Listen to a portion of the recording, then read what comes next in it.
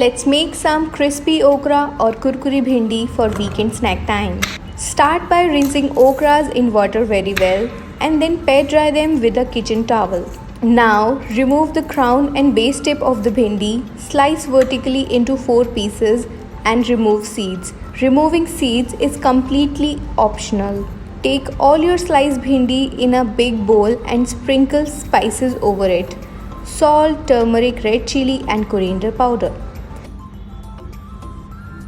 Gently mix the spices with the okra.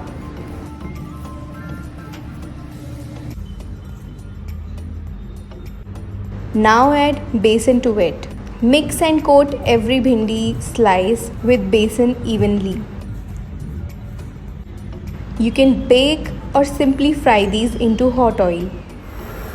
For frying, take some hot oil in a kadhai, add a batch of marinated bhindi and fry.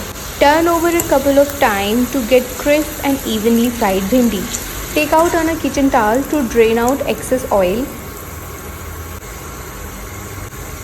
Serve kurkuri bhindi directly or sprinkle some chaat masala and lemon juice over it. Must try this recipe and enjoy. Don't forget to hit the like button, share it with your friends and family, and follow me. Bye.